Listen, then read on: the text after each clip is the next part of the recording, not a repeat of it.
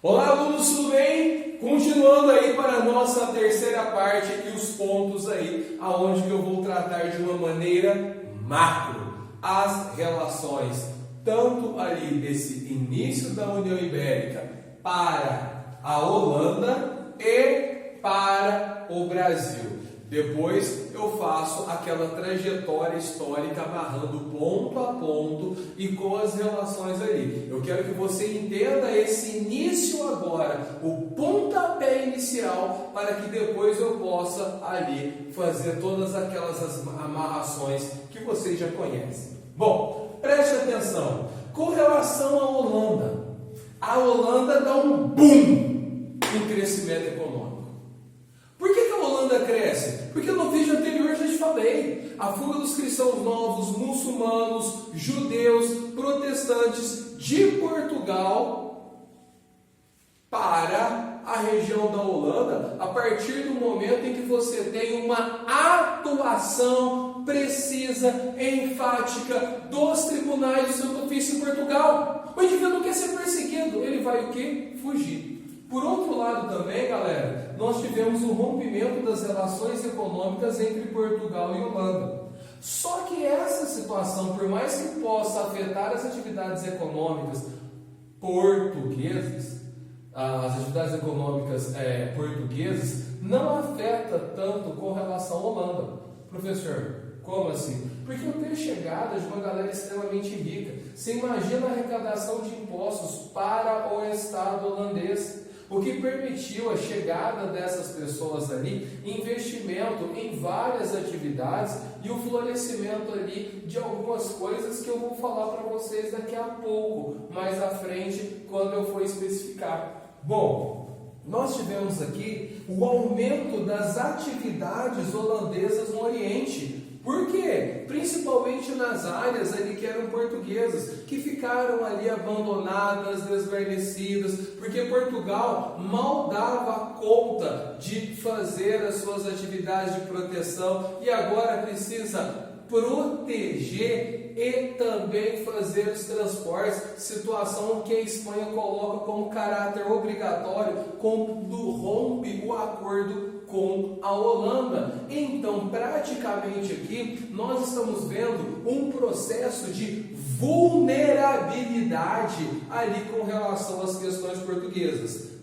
As regiões dominadas por Portugal, a Holanda já conhecia e já fazia o transporte, já tinha um conhecimento ali à frente do seu tempo com relação ao Oriente e vai deitar e rolar no Oriente. Ela vai investir em navios cada vez maiores, porões maiores, uma frota militar também muito grande, uma atuação no comércio maior ainda, o investimento público e privado na Holanda com relação às navegações que somente crescia nesse momento.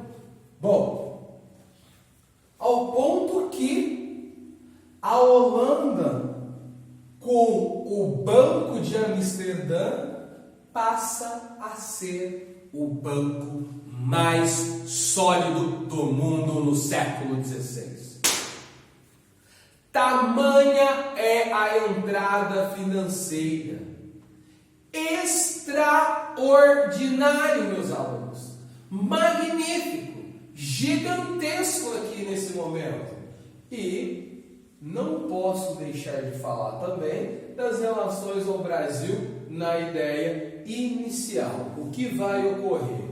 Já de cara, rompimento das relações com a Holanda, o que não foi bom para o Brasil, porque o Brasil dependia dos navios holandeses para transportar o açúcar. Sabendo, como eu já disse nas aulas passadas, os navios portugueses, tanto da frota do Estado quanto também da frota de particulares, não estavam em boas condições para fazer esse transporte para a Europa do açúcar brasileiro. Isso sem falar das atividades de pirataria no Oceano Atlântico, o que deixava ali situações de uma vulnerabilidade enorme, situação que já havia tido problemas lá em 1571, quando Dom Sebastião tenta ali monopolizar esse transporte através de navios portugueses e vira uma verdadeira tragédia. Bom, o que acontece? O naufrágio de navios portugueses. Não tinham condições de transportar, iriam afundar, iriam ser assaltados. O prejuízo para a companhia de comércio ali, a companhia de comercial marítimo portuguesa é enorme, é gigante. O prejuízo para os fazendeiros no Brasil é enorme. Os latifundiários têm brasileiros, os senhores de engenho entram numa situação extremamente horrível, meus alunos. Horrível. Você tem uma situação tão grande que os caras não têm dinheiro. E ali eles entram no caos. Fora isso, os ataques de piratas no litoral brasileiro. Francis Drake Cavendish, já falei isso para vocês. E os caras assaltam pra caramba.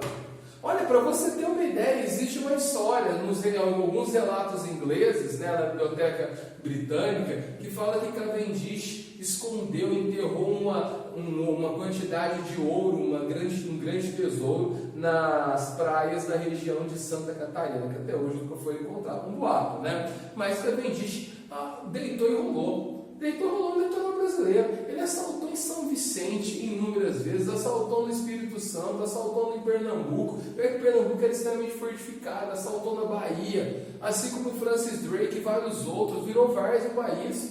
Por quê? Portugal, além de proteger, sem ter condições de fazer a proteção disso, ele também tinha que levar as mercadorias, e era uma dificuldade para Portugal nesse momento.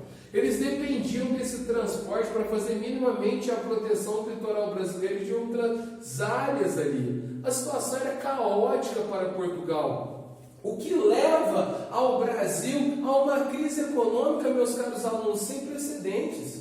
Chegando ali em regiões do Nordeste, uma situação ficou muito séria. Olha a situação como é que fica séria ali na região Nordeste.